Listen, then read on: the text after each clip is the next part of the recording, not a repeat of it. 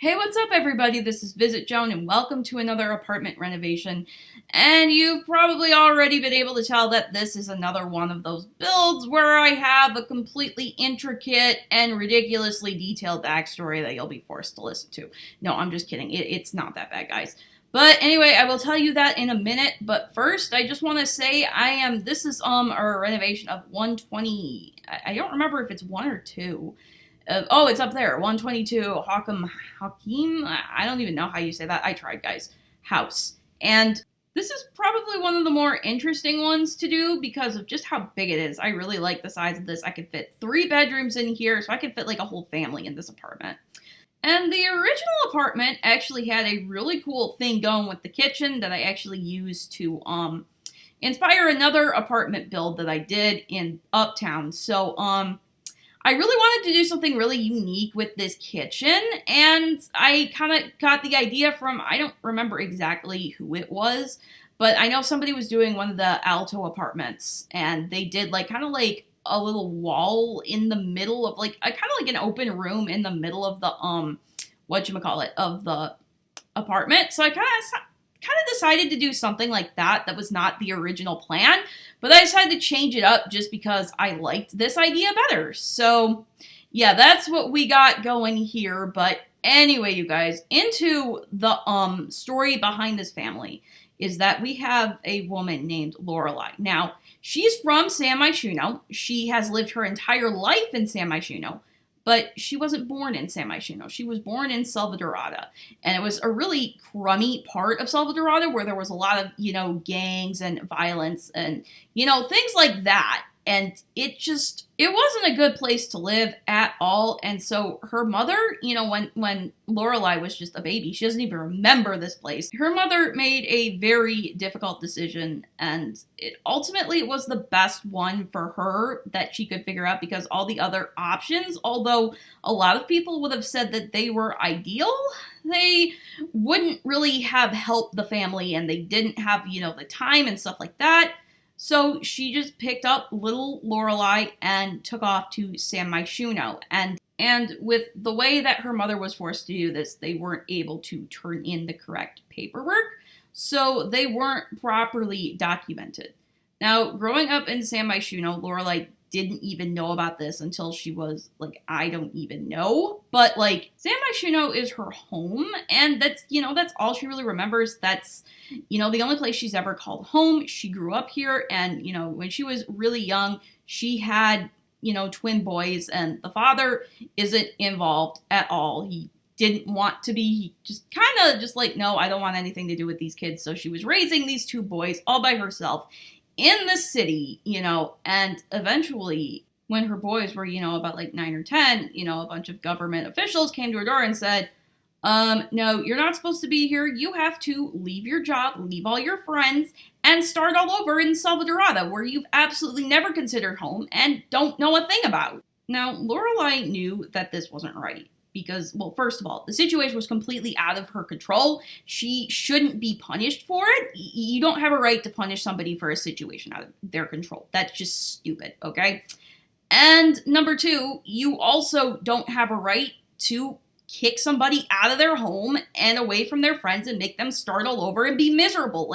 No, that's not right at all. And then there was the problem of her 2 boys, because they were born in San Myshuno, so she couldn't really take them back to Salvadorada with her, and she didn't really have any family here, and because their father wanted nothing to do with them, they were probably going to go into foster care.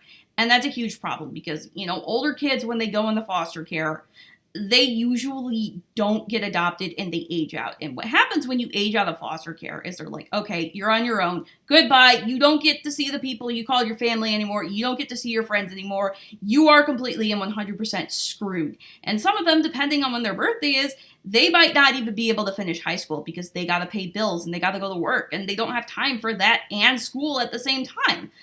And basically, if they can't finish high school, then they have no hope of getting a decent living wage because that's the way things work. So basically, these government officials, they weren't only trying to screw her over and ruin her life, but they were also trying to basically ruin the lives of her 2 boys for life. And so she said, no, I'm not dealing with this stuff. You gotta be kidding me. And so she went and got a lawyer. And she knew, the stakes were extremely against her. The lawyer knew that too. But the lawyer took the case because, okay, this isn't a matter of what's legal. This is a matter of what's right. And kicking somebody out of their home and making them basically, leave all their friends and start all over in a place they don't even remember and try to make all new friends and make a whole new life for yourself, you probably don't even know how much that sucks, but I do, because I've been through it multiple times. So the lawyer kind of pretty much argued that if the law is telling us that we should be doing this to other people, then we need a new law. The case, kind of had its ups and downs, but throughout the course of it, they did end up falling in love, and soon they were expecting a baby. And fortunately, they were able to keep all of this under wraps during the case. But they were, able to win the case because on the grounds that, Lorelai didn't do anything wrong. I mean, what'd she do? She lived her life just like everybody else in San Myshuno. And you can't go around saying that that's a crime when everybody else is doing it.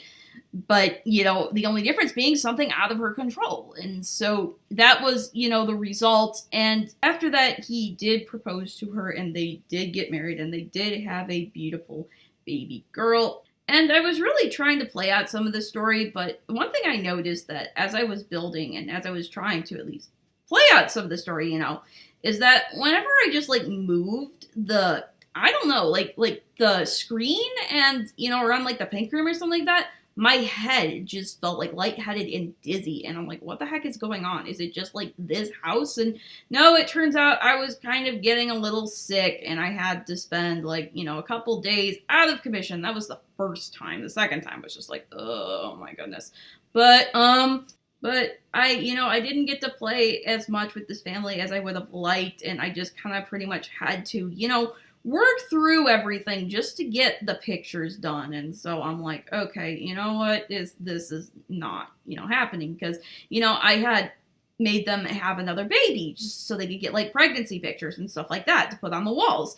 And of course, if you leave the house to go to another household, the pregnancy continues on, she gives birth, and the whole thing is out of your control, which I don't like. So I really couldn't go play any other household, which was just annoying until I finished this. And I didn't want to do it because it was making me dizzy. And it was just extremely frustrating. But eventually, I figured out how to do it once the cold went away. But I did start this renovation before Tiny Living was released. And I decided, you know what, those bar stools or whatever they're called would be perfect for the countertop on the in the kitchen. So I decided to wait until Tiny Living came out with to do the rest of it, sorry.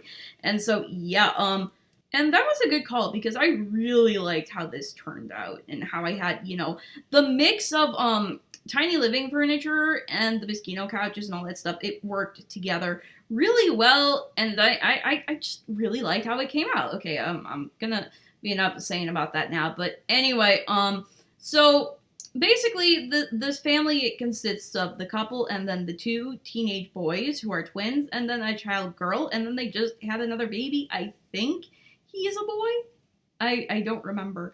But yeah, so there are 3 bedrooms. We have the master bedroom that I am working on right now, and then the little girl gets her own bedroom, and then the 2 boys share a bedroom. So it's just kind of, this is one of these, builds that just takes a long time and just really, I don't know, but it was just really interesting how, the original kitchen that was in the version of this house apartment that came with City Living was teal, and I ended up with a teal kitchen. I tried other colors, but there just weren't ones that I wanted, anymore.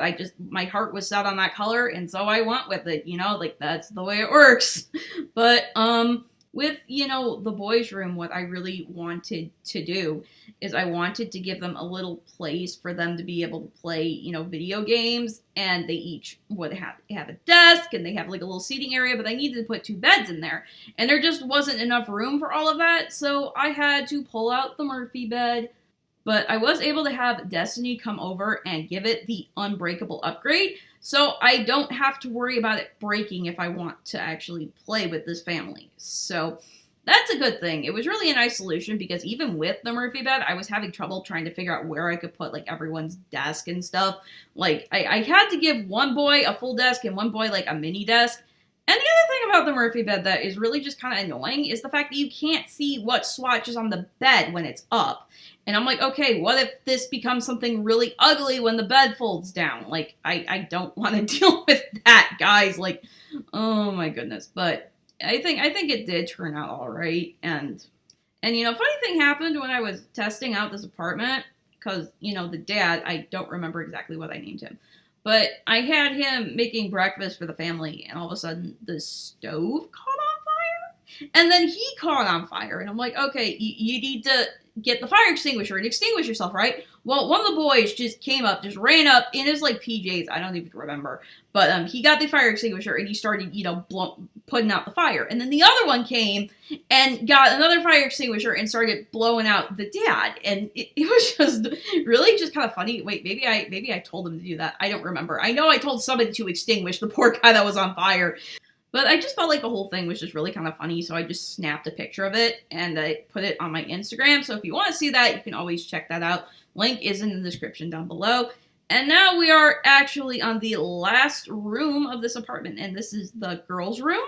And again, this room was also a struggle because I wasn't able to, you know, be able to fit everything I wanted into it. I kind of wanted, there's like a bunch of stuff I want to put in like every girl's rooms, and I just can't do it because, you know, not every girl has a dollhouse or a void critter machine or something. I mean, I figured since they did have two boys, they would have one. But, I don't know, like, I don't remember if I was able to put everything in there or not. I just know it was just really, you know, not only that, it was just a struggle to fit everything, but it's also like, okay, what else do I do with all these freaking walls? Because just blank walls in these, you know, builds, it just kind of drives me a little bit nuts because I see other people and they've done, like, fantastic stuff with their walls, and it's just like, in comparison, the blank walls just look horrible. And I mean, I probably should have, if I had probably had to forgo anything, it probably should have been the toy box, because then the toys would just stay on the freaking shelf. Because it's just really frustrating when you take all the time to arrange these toys nicely on a shelf so that it looks good, it looks pretty, and then what do your Sims do? They come in and they pick them up, and then the shelf looks bare and stupid. And it's just like, just really just kind of frustrating that way, you know what I mean? Like, but then if you want all the toys to be in the toy box, where the heck are you gonna put them? You can't just scatter them on, like, stuff like you're gonna decorate with them, you know? You can't just put them all on the floor. I mean, you can, but it looks kind of stupid, and maybe just take the screenshots when everything's been picked up and stuff, but I don't know. It's just a really annoying problem that they probably should fix. But anyway, we are getting to these screenshots right now, so I'm going to wrap it up here. If you liked this video, if you enjoyed it, I would really appreciate if you hit the like button. And don't forget to subscribe as well if you want to see more. And you can follow me on social media if you want to see behind the scenes, fun facts. Follow me on Instagram, where I'm at VisitJoan, and if you want to see my thoughts on all things Sims related, you can follow me on Twitter at VisitJoan Videos. But anyway, that's going to wrap it up for this build. Bye, everybody!